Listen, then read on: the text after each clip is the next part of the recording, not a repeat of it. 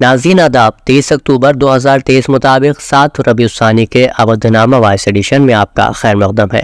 آپ سماعت فرمانے جا رہے ہیں اودھ نامہ میں شائع اہم خبروں کے خاص حصے۔ اسرائیل کی غزہ میں گزشتہ 24 گھنٹے سے مسلسل جاری بمباری میں 55 فلسطینی شہید ہو گئے، جبکہ مغربی کنارے میں ایک مسجد کو بھی شہید کیا گیا ہے۔ عالمی خبر رساں ادارے کے مطابق اسرائیل نے ایک بار پھر غزہ کے شمالی علاقے سے انخلا کے لیے الٹیمیٹم دیتے ہوئے کہا ہے کہ جو شہری جنوبی غزہ منتقل نہیں ہوئے انہیں حماس کا حامی سمجھا جائے گا۔ اسرائیلی فوج نے دھمکی دی ہے کہ شمالی غزہ میں الٹیمیٹم کے بعد بھی رہ جانے والے فلسطینی شہریوں کو بھی نشانہ بنایا جائے گا۔ اسرائیل کی تازہ بمباری میں زخمیوں کی تعداد 100 سے زائد ہے، جن میں خواتین اور بچے بھی شامل ہیں، جبکہ اسپتال پر اسرائیلی حملے کے بعد سے طبی سرگرمیاں بھی بند ہیں۔ غزہ میں لاکھوں افراد بجلی، پانی اور خوراک کے بغیر زندگی بسر کرنے پر مجبور ہیں۔ شام کے سرکاری میڈیا نے عسکری ذرائع کا حوالہ دیتے ہوئے رپورٹ دی ہے کہ اسرائیلی حملوں میں شام کے 2 اہم ہوائی اڈے غیر فعال ہو گئے ہیں۔ وہیں امریکہ نے اقوام متحدہ کی سلامتی کونسل یعنی UNSC میں ایک قرارداد کا مسودہ پیش کیا ہے، جس میں کہا گیا ہے کہ اسرائیل کو اپنے دفاع کا حق حاصل ہے۔ آپ کو بتا دیں کہ فلسطین میں غزہ کی پٹی پر اسرائیل کی بدترین بمباری کے بعد انسانی بحران ہر گزرتے دن کے ساتھ شدت اختیار کرتا جا رہا ہے، جہاں اب صرف 3 دن کا ایندھن باقی رہ گیا ہے اور حال ہی میں پہنچنے والے امداد کے 17 ٹرکوں میں بھی ایندھن موجود نہیں ہے۔ اقوام متحدہ کی ایجنسی نے کہا ہے کہ کوئی ایندھن نہ ہونے سے غزہ کے بچوں، خواتین اور لوگوں کی مشکلات میں مزید اضافہ ہو جائے گا۔ انہوں نے تمام فریقین اور اثر و رسوخ رکھنے والوں پر زور دیا کہ وہ فوری طور پر فلسطینی علاقوں تک ایندھن کی سپلائی کی اجازت دیں اور اس بات کو یقینی بنائیں کہ اس ایندھن کا سختی کے ساتھ صرف ممکنہ انسانی بحران سے نمٹنے کے لیے استعمال کیا جائے گا۔ ہندوستان نے ہندوستانی فضائیہ کے ایک طیارے کے ذریعے فلسطین کے لوگوں کے لیے 38.5 ٹن طبی اور امدادی سامان بھیجا ہے۔ ٹرانسپورٹ طیارے کے ذریعے تقریباً 6.5 ٹن طبی امداد اور 32 ٹن آفات سے متعلق امدادی سامان فلسطین کے لوگوں کے لیے بھیجا گیا ہے۔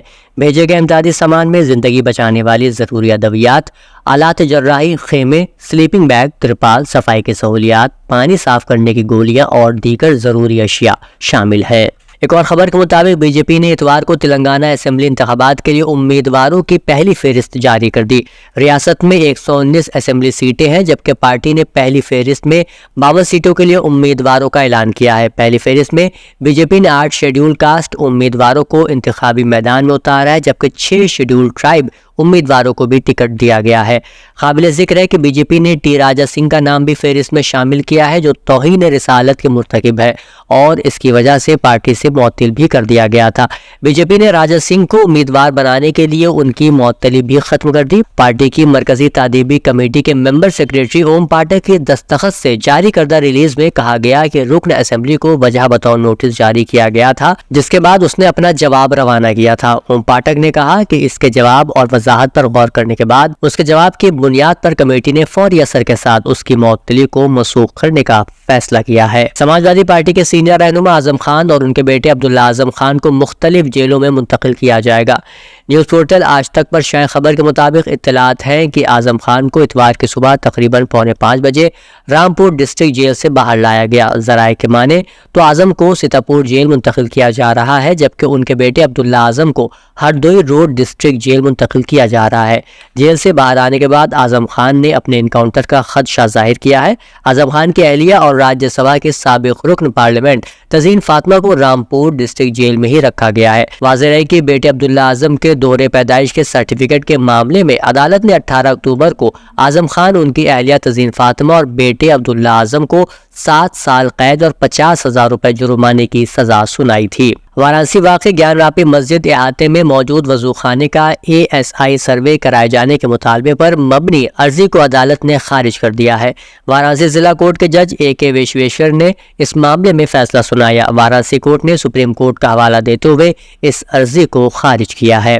यूपी की राजधानी में एक सरकारी प्राइमरी स्कूल की हेड मास्ट्रेस को तलबा के एक ग्रुप को स्कूल के अहाते में नमाज पढ़ने की इजाज़त देने पर मुअत्तल कर दिया गया है। ये कार्रवाई एक वीडियो के सोशल मीडिया पर वायरल होने के बाद की गई, जब मुबैना तौर पर स्कूल के अहाते में तलबा के एक ग्रुप को नमाज पढ़ते हुए देखा गया था। Lucknow basic education officer Arun Kumar ने कहा, जुमे के रोज लखनऊ के बेसिक शिक्षा नगर सेक्टर 4 के प्राइमरी स्कूल में कुछ बच्चों ने नमाज पढ़ी, जो कि मुहक्कमाना हिदायत के खिलाफ है। तफ्तीशी अफसर की रिपोर्ट के मुताबिक मज़कूरा स्कूल की प्रिंसिपल मीरा यादव को Uttar Pradesh government servant discipline and appeal rules 1999 के तहत फौरी तौर पर मुअत्तल कर दिया गया था।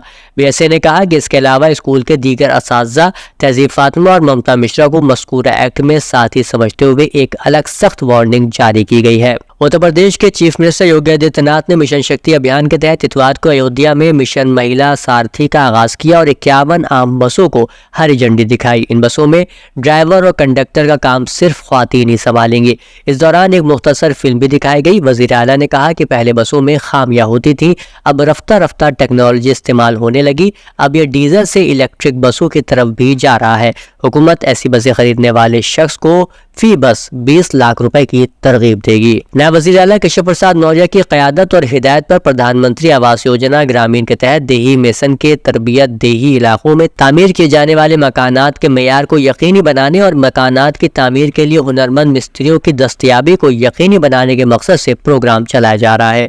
डिप्टी चीफ मिनिस्टर मौर्य ने कहा कि देही मेमारों को तरबियत देकर मजीद मौसर, माहिर और हुनरमंद बनाया जा रहा है। इससे मिस्त्रियों के लिए रोजगार के नए दरवाजे खुलेंगे।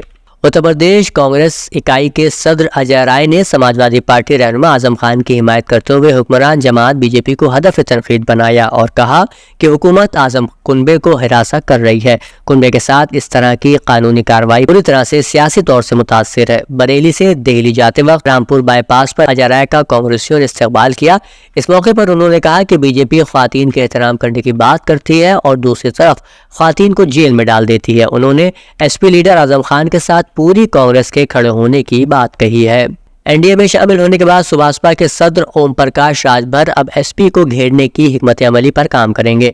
इसके लिए वो उन इशूज को हथियार बनाएंगे जिन्हें वो अपनी पार्टी का एजेंडा कहते हैं। इन मसाइल के जरिए सुभाषपा सदर पसमानदा, इंतहाई पसमानदा, दलितों और महरूम तबकों में अपनी गिरफ्त मजबूत करने में एसपी हुकूमत की नाकामियों की निशानदेही भी करेंगे। सुभाषपा की हिकमत अमली लोकसभा इंतखाबात से पहले इन इशूज के जरिए पसमानदा तबकात को मुतहर्रिक करना है। अवधनामा में शायद जाननुमा खबरों के मुताबिक मलेशिया के वजीर आजम अनवर इब्राहिम ने आलमी सतह पर सऊदी अरब के अहम किरदार को तस्लीम करते हुए कहा कि अगर फिलिस्तीन के मामले पर सऊदी अरब क़यादत करता है तो इसके ज़बरदस्त असरात मुरतब होंगे। अरब न्यूज़ को इंटरव्यू देते हुए मलेशिया के वजीर आजम ने गजा में पैदा होने वाली सूरत हाल को पागलपन करार देते हुए खबरदार किया है कि दुनिया मगरबी क़यादत की मुनाफिकत से आंखें बंद ना करे, क्योंकि वो इसराइली जहारियत की मजम्मत करने में मुसलसल नाकाम रही है और ये हमला यूक्रेन पर रूसी जहारियत के मुतरादिफ है। रियाज में GCC एशियन के इफ्तिताही इजलास के मौके पर अरब न्यूज़ से बात करते हुए अनवर इब्राहिम ने कहा कि मशरिक़ वस्ता के तनाज़े ने बैनुल-अक़वामी सियासत के तज़ादात और मुनाफिकत को बेनकाब कर दिया है। एक तरफ इंसानी हुकूक की बात की जाती है और दूसरी जानिब उन्हीं हुकूक से इनकार किया जाता है। मिस्र के दारुल हुकूमत में गजा और इसराइल की सूरत हाल पर होने वाली अमन समिट में अरब ममालिक ने इसराइल की मजम्मत, लेकिन यूरोपीय ममालिक ने सिर्फ हिफाजती राहदारी के क़याम के मुतालबे से काम चलाया और अपने दोस्त की वहशियाना बमबारी की खुलकर मजम्मत नहीं की। आलमी खबर रसां इदारे के मुताबिक इसराइल और गजा की झड़पों से पैदा होने वाली सूरत हाल पर मिस्र में होने वाले अमन इजलास में आलमी क़ुव्वतें मुनक़सिम नजर आई और इजलास बेनतीजा खत्म हो गया। काबिल ज़िक्र बात यह है कि इस अहम आलमी इजलास में इसराइल और आला अमरीकी हुक्काम ने शिरकत नहीं की, जिसकी वजह से इजलास में जंगबंदी के तरीक़ेकार पर इत्तिफाक नहीं हो सका और ना मुश्तरका एलामिया जारी हो सका। वहीं पाकिस्तान ने अक़वाम मुत्तहिदा की जनरल असम्बली पर जोर दिया है कि वो गजा में फौरी जंगबंदी का मुतालबा करे ताकि इसराइल की मुसलसल बमबारी के दरमियान महसूर पट्टी में फिलिस्तीनियों को बिलातात इंसानी इमदाद फराहम की जाए। तुर्की के सदर रजब तैयब अर्दोआन ने यूक्रेन के सदर व्लादिमीर ज़ेलेंस्की के साथ यूक्रेन के बहरान और गजा पट्टी में इसराइल फिलिस्तीनी तनाज़े पर तबादला ख्याल किया। मिस्टर अर्दोआन ने यह भी कहा कि इसराइल फिलिस्तीन तनाज़े को पुरअमन तरीके طریقے سے حل کیا جا سکتا ہے اور ترکی اس سمت میں کوششیں جاری رکھے گا۔ اودھ نامہ میں شائع مضامین کو مکمل طور پر پڑھنے کے لیے اودھ نامہ کی ویب سائٹ www.awadhnama.com پر وزٹ کریں اور ای پیپر پر کلک کریں۔